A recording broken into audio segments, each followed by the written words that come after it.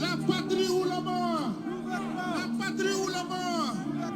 L'AES c'est l'avenir d'Afrique. Donc nous sommes là ce matin pour dire ce qu'ils ont commencé au niveau de Paris, ça ne va pas marcher. Nous sommes ensemble depuis des années. Nous vivons ensemble. Il n'y a pas de problème. Africa is rising, not just in technology or innovation, but in spirit, identity, and resistance. Recently, thousands of people, mostly youth, took to the streets of Burkina Faso, rallying in support of a man many see as a symbol of African independence, President Ibrahim Traore. In this video, we explore the heart of the movement. Why are young people across Burkina Faso, and Africa at large, rallying with such passion? Why are Russian flags being waved in West African streets? What does this mean for the future of African leadership and global politics? This is more than a news story. It's a declaration, a call to reclaim sovereignty, a fight for dignity, a movement led by youth who believe in making Africa great. In the past few months, Burkina Faso has seen massive demonstrations in support of Traore. Streets flooded with people, chants of solidarity echoed through cities, and national pride surged like a tidal wave. But these weren't ordinary protests. Young people led them. They organized, mobilized, and we no longer do things to please someone else. We do it for our homeland. And you are committed to that. Defend your homeland. Africa's time is now, but is its leadership listening? Continue to defend your lands. It is your wealth that interests these people. It's our gold, it's our minerals that interest them. Otherwise, why come and drive out entire villages to seize our lands? So we will fight and we will reclaim our lands, our wealth. It belongs to us. It's for us. It will benefit us and our children. Hello brothers and sisters. I really hope you're all doing fine from wherever you're watching me from now. Ibrahim Traore is now a hot cake for the Western countries. They are targeting him left, right and center. They are trying to use black names and black people to come and fight one of their own in Africa. We know the leader of Africa, Michael Langley, has been used, and he was discussing the name of Ibrahim Traore in a defense meeting. Now, this is so bad. We want to see a united Africa. They are shocked how Africa has stood with Ibrahim Traore. So let's watch this video, then have a real quick discussion at the end of it. Thank you so much. Burkina Faso's military government says it has foiled a fresh coup attempt led by a former army. Coup attempts against Traore are nothing new. In April 2025, a man standing inches from Captain Ibrahim Traore was recently offered $5 million to pull the trigger. He didn't. He exposed the plot, and the president lived. But after this, everything changed. The security condition of Burkina Faso has never been better since then. Now, all forces are scared to attempt a coup. But what did Traore do? Let's find out.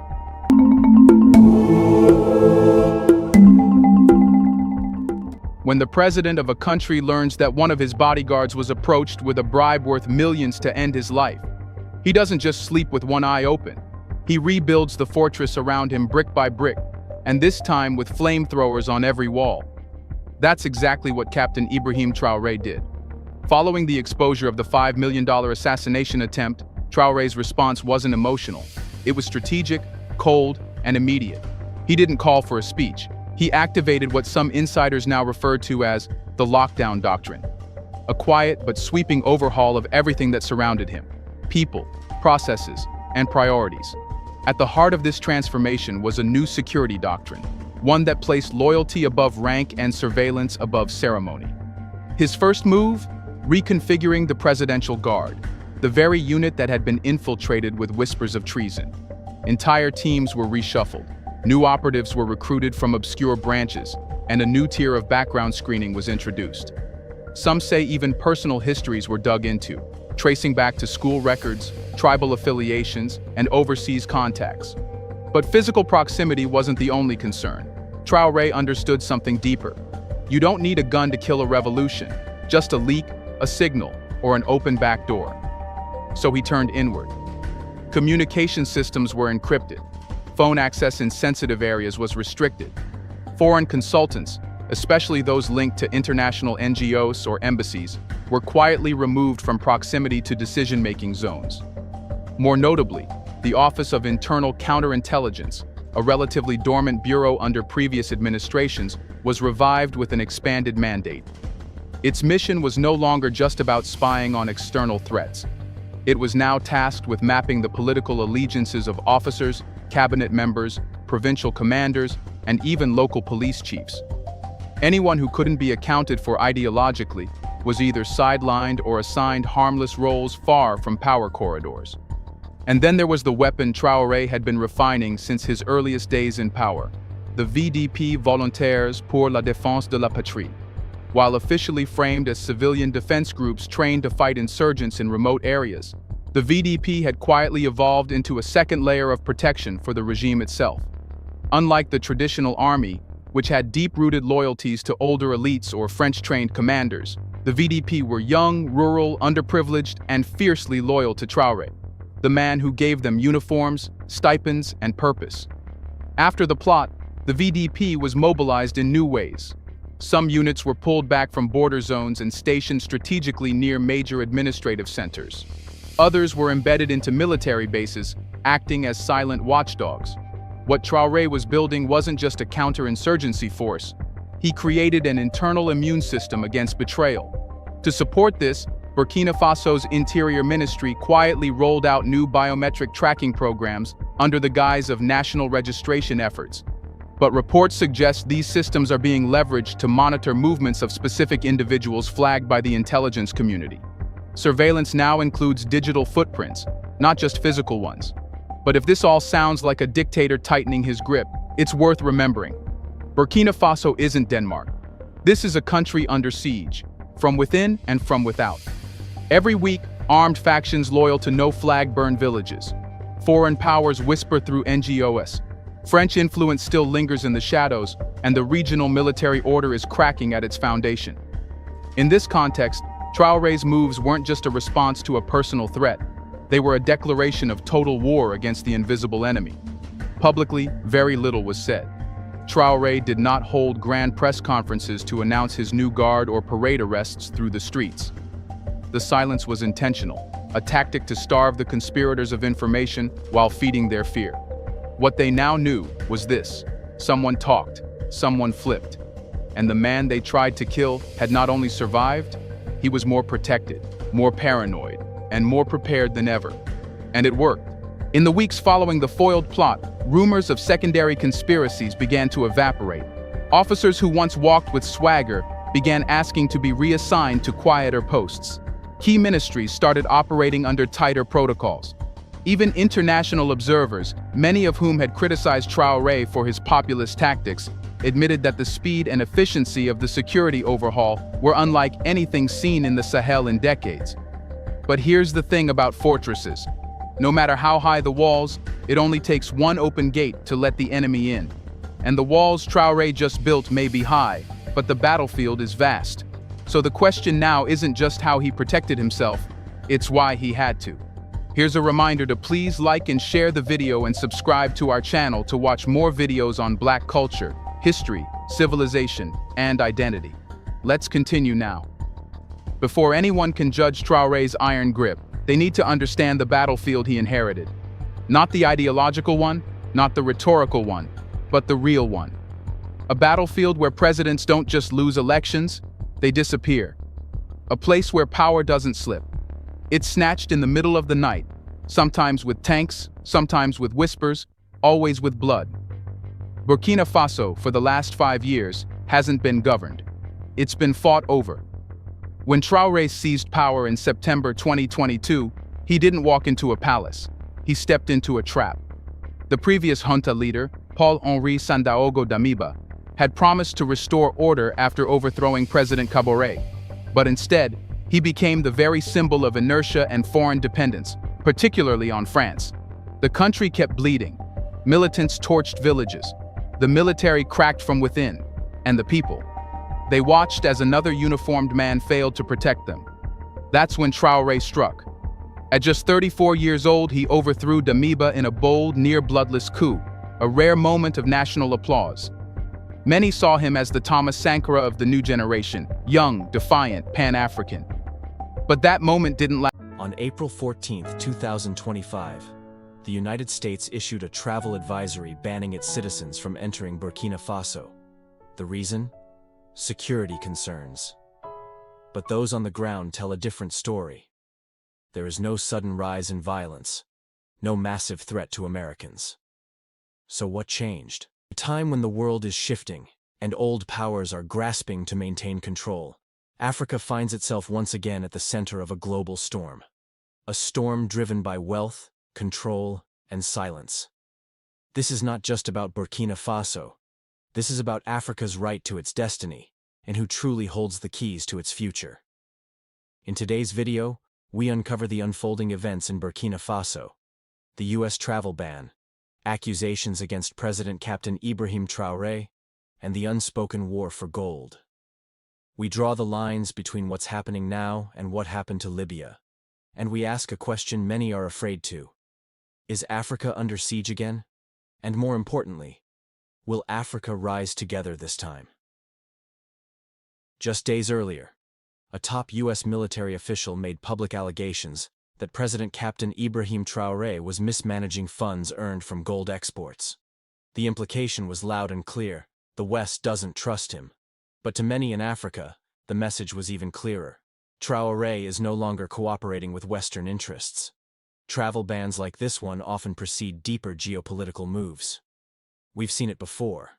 In Iraq, in Libya, and even in Haiti. It starts with a warning. Then comes the narrative. And finally, the intervention.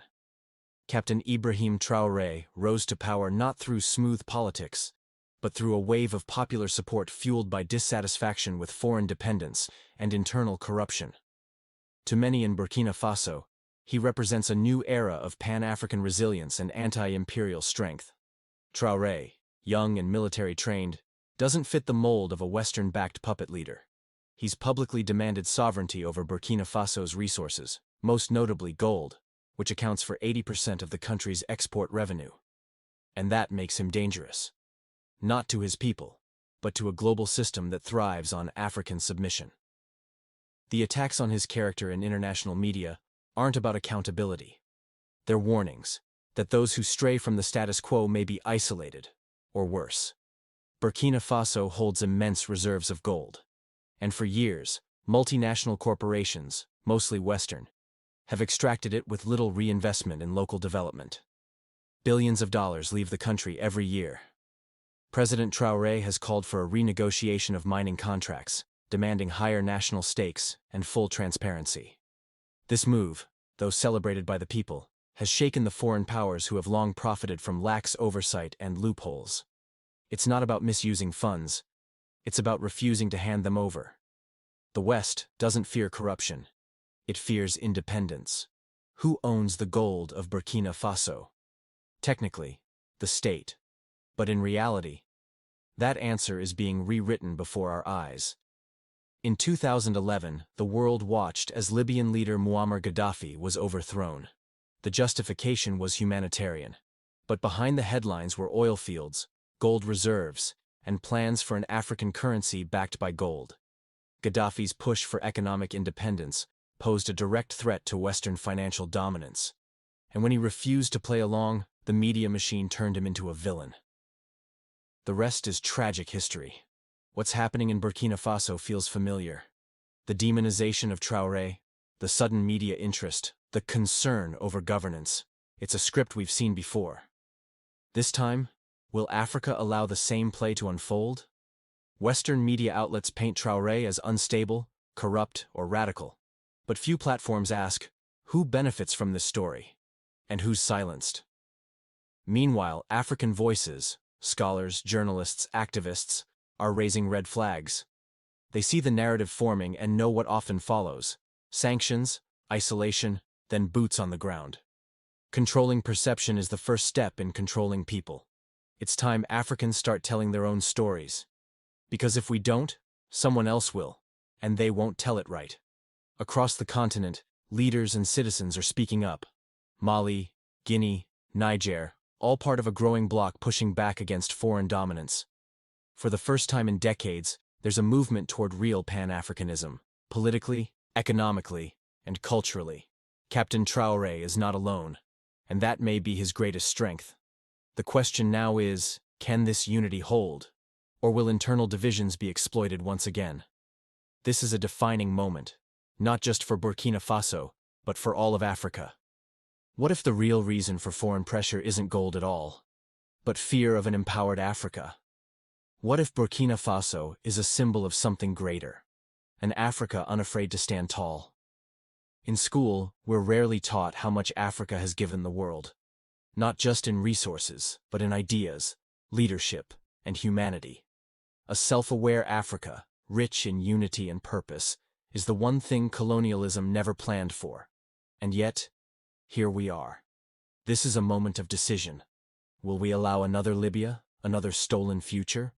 Or will we rise together and say, enough? Burkina Faso is not just a country, it's a mirror, a reflection of our struggle, our strength, and our potential. To those watching around the world, this is not the time to be silent. Share the truth. Ask the hard questions. Support those who stand for independence and justice. April 3rd, 2025, during a meeting of the U.S. Senate Armed Services Committee in Washington, D.C., General Michael Langley, the commander of U.S. Africa Command, responded to Senator Roger Wicker, stating that the Burkinabe government is only interested in exploiting the gold and natural resources in Burkina Faso for its own gain, rather than improving the lives of the people in Burkina Faso. Let's watch the video. In a situation, though, in which the ruling elite of a country is receiving gratuities on the side that inure to the benefit of the strongman leader and not to the populace of the country. Does that sort of corruption and bribery go on with regard to the Belt and Road? Absolutely, Chairman. I see this, and I don't mind calling them out, but Captain Traore and Burkina Faso, as they know that both, whether it's their gold reserves, that is all those proceeds are just in exchange to protect the junta regime. In return, Burkina Faso released a press statement to these allegations, I must say. Let's read it. The Ministry of Foreign Affairs, Regional Cooperation and Burkina Faso Citizens Abroad followed with great interest the public session held on April 3rd, 2025 by the United States Senate Committee on Armed Services, devoted to hearing senior military officials from U.S. commands for Europe, U.S. EUCOM, and for Africa, U.S. AFRICOM. At this session, answering a question not directly related to Burkina Faso, General Michael Langley, commander of U.S. AFRICOM, made some regrettable comments, to say the least, with serious inaccuracies about Burkina Faso and its government, without supporting his statement with the slightest evidence.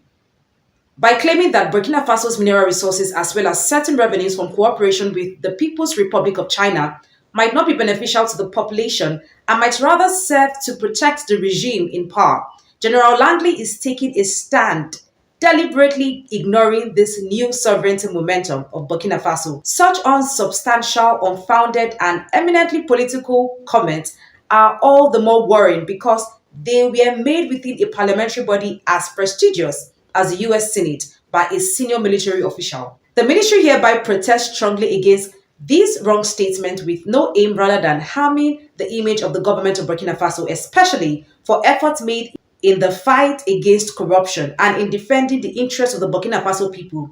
Two major priorities of the president of Burkina Faso, His Excellency Captain Ibrahim Traore.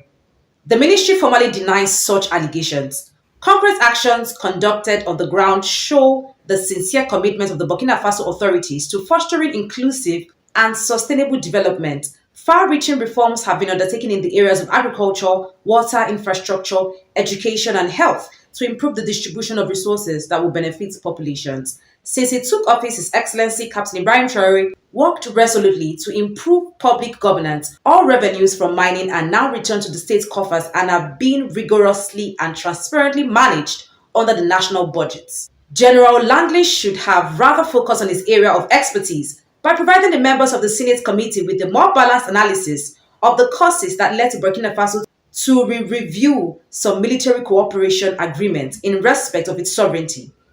He could also have highlighted the significant progress made by the defense and security forces, supported by the Volunteers for the Defense of the Homeland, VDP, in the fight against terrorism, with the support of sincere partners complying with the will of the Burkina Faso people. Finally, the ministry reiterates the importance of open and constructive dialogue and urges the appropriate communication channels be used to foster a fair and objective understanding of the situation and new momentum prevailing in Burkina Faso.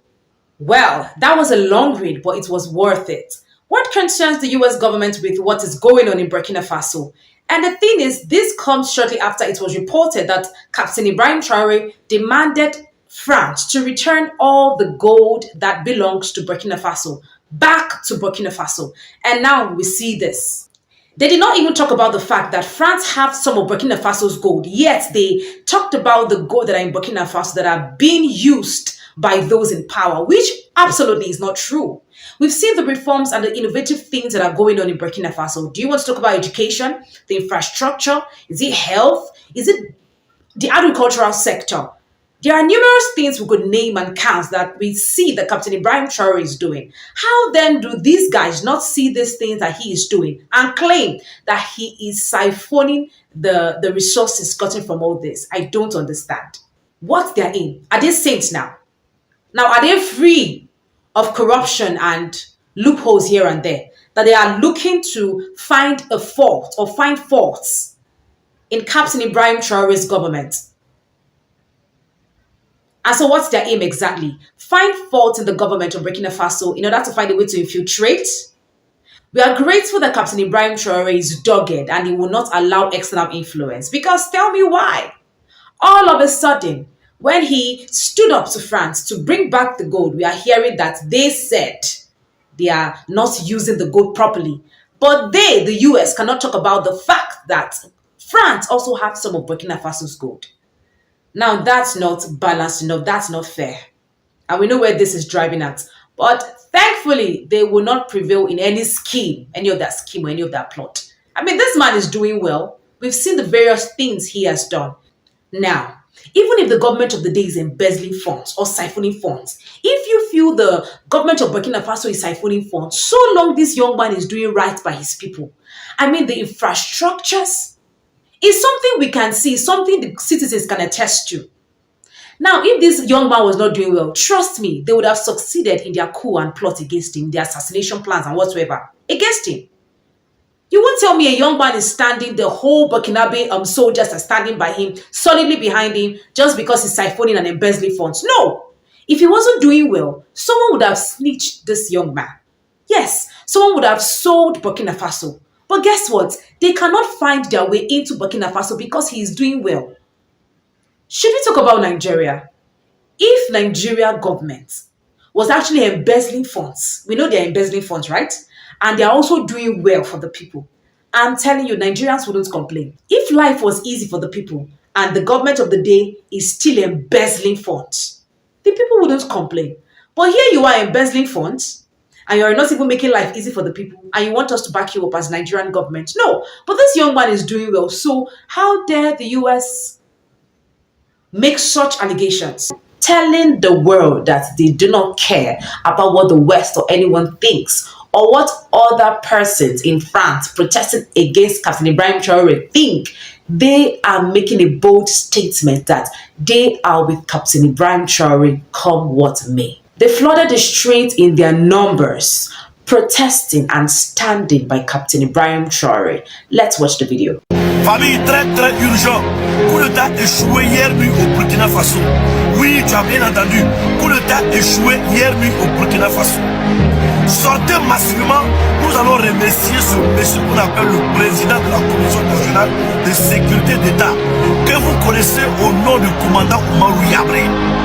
Ce monsieur béni du Burkina Faso. Ce monsieur est béni de la tête des hommes intègres. Oui, lui-même qui était le...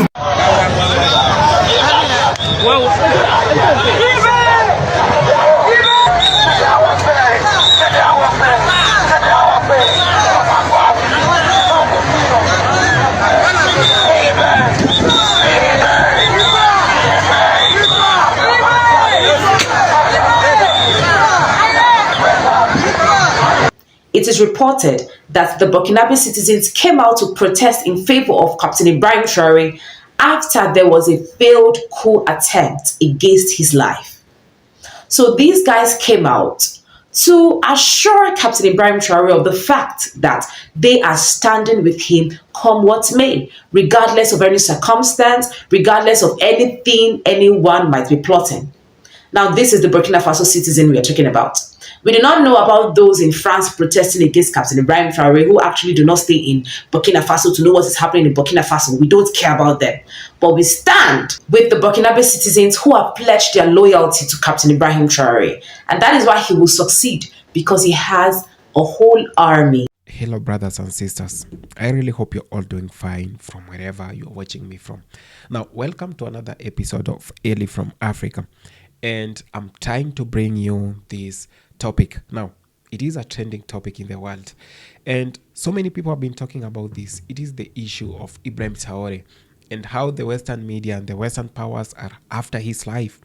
Now, Ibrahim Traore, to those few of you who are watching, who have no idea of the man I'm talking about, this is a guy who came in power and removed the puppets, and he really is working for the interest of black people in Africa. And he has been talking about the unity of Africa, and he has been calling out countries like France, the US, who have been orchestrating anarchy in Africa and causing mayhem in the continent of Africa by simply looting, extortion, and trying to impose their puppets so that they remain in power forever. Now, this continent of Africa has come a long way, and it has suffered a lot. As a matter of fact, we have seen leaders, great leaders like Muammar Gaddafi, who were taken down by the US government and the French government just because he stood for whatever was right for Africa, and he did not have the interest of the Western powers at hand or at heart. We have been having a problem in Africa, and Ibrahim Traore, I do think this man is the absolute solution for whatever we've been saying and for whatever Africa really needs. Now, there is a guy called Michael Langley. Yes, black, right? We always expect black people to be used to fight their own brothers and sisters. You remember the issue with Muammar Gaddafi, right? There was no internet by then. And although there was internet, but few, almost 2% of the world was using internet. 1 to 2%. And to mean so many people were out of news. They were not getting real news. They were getting made up news and fake news. Now, this whatever happened with Muammar Gaddafi. If you do not know the whole truth, you can go and check on various channels on YouTube channel or on the YouTube platform. You're going to realize the reasons they took down Muammar Gaddafi. Now, Muammar Gaddafi was being seen as a good leader until when he started talking about the unity of Africa and making Africa as one country. Now, he was talking about the continent of Africa using one currency and saying no to currencies like the dollar, the euro, and the pound. Now, this was seen as a threat. And when Barack Obama ascended to power, they wanted to use him because he was a black president. Now, Barack Obama, together with countries like the French government, now They combined and they came after Muammar Gaddafi. Now, they paid some groups of people in Africa to go after his life and kill Muammar Gaddafi. I wish you see the state of Libya right now. They have no peace since Muammar Gaddafi died. The life that they were enjoying, paying for low gasoline, paying for low, they were actually having no mortgages because the government was paying for that. Now, free education from primary to the university, to the highest level that you wish to go to. Now, free fertilizers to the farmers, free tractors to the farmers, free electricity. They were having no bills to settle. Now, years later, after killing Muammar Gaddafi, now they have access to the oil of Libya. They have access to gold in Libya. Now, go see the state of Libya. Go to the different YouTube channels. Search, Libyans are crying out. They are regretting why. In fact, it is not Libyans who killed Muammar Gaddafi. It is the US, the NATO, because they wanted access to that country. They were talking about democracy. Now, go see whatever democracy has done to them. The people of Libya are crying out. The people are dying out of wars. Now, you must remember that the country has been divided into two, de facto. We now have the northern part and the southern part. Now, two different parties are running the country. And this is whatever Libyans have never asked for. It is whatever the US and France wanted. It is whatever NATO wanted. And we are not going to sit in Africa, see them use another black person, Michael Langley, to fight Africa or to fight Ibrahim Traore. In fact, the news that we have now from Africa is that Ibrahim Traore is at risk and his life is really at risk. He can lose his life at any moment. But the African continent has stood firm. The youth in Africa are talking on the internet. Everyone, it is now a trending topic worldwide. We cannot sit down and see the same problem that they want to do, like the one they committed with Muammar Gaddafi, the one that they did with Thomas Sankara, the one that they did with Patrice Lumumba. We are not going to allow that. It is high time we African, the people who belong to this continent of Africa, to stand with one of their own. Now, I've been receiving a lot of messages from our black diaspora, the African diaspora and the black Americans and the FBS. They are concerned with whatever is happening in the motherland. I'm very, very grateful because we need to make the motherland great. And the only way we should support leaders like Ibrahim Traore, I do shed tears when looking at people like Michael Langley, the leader of AFRICOM, who is being used by the US government, by the European powers to come and destabilize Africa. Now, what happens if they remove Ibrahim Traore? You really know whatever will happen, right? We will have no country. Burkina Faso won't be a country anymore because they want the gold in Burkina Faso. They want the mineral resources in Burkina Faso. They are wondering how can they get access to each and every other African country, but being denied access to Burkina Faso and Mali, Niger, they are very, very angry with Ibrahim Traore. And we want them to be so much angry because we want a liberated Africa. We want an African country an African continent where we have leaders who are speaking the truth. We have leaders who are not, who are not worshipping people like Donald Trump or the US system, or who are not worshipping the NATO. We want real leaders in Africa. Africa is the biggest continent. It's the biggest continent. And imagine I was going through some work of art, and they were talking about some secrets that were kept by the Western countries, like using the Bible and all that stuff, trying to change everything. Now, after that, they did put Africa as a very small, Africa is actually bigger than it is. on the map. When you travel from the northern side to the southern, or when you travel from Chad or Equatorial Guinea now to Somali, the distance is bigger than whatever has been put on the maps. All these lies is whatever Ibrahim Traore has been talking about. He has been exposing them right, left, right, and center. And we say that we want some good leaders who are going to work for the people. I know they're trying to use this guy called Michael Langley. I can call him a slave if you can be used and accept to be used by the Western powers to come and cause chaos. This is where black people came from. This is the cradle of human beings. Even if you are an FBA, but your roots are in Africa, your parents must have come from a place to that place, right? So we must protect one of our own. We must not let they succeeded in painting up in tarnishing the name of Muammar Gaddafi because there was no internet. People were buying fake news.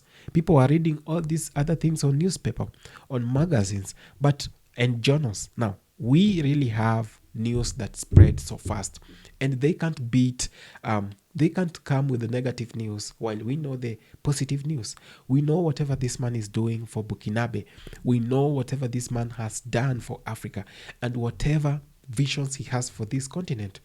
He has been talking about the coming back of African American, the coming back of the diaspora. This is their biggest threat because the economy now it's in the hands of the diaspora. Those people who work 3 shifts a day, those people who multitask themselves, pay a lot of taxes, pay mortgages to see their country where it is. In fact, their countries were built by the sweat and blood of black folks. So let them give us a break right now. We do not want to hear any other thing concerning Ibrahim Traore. We must protect one of our own. Thank you so much.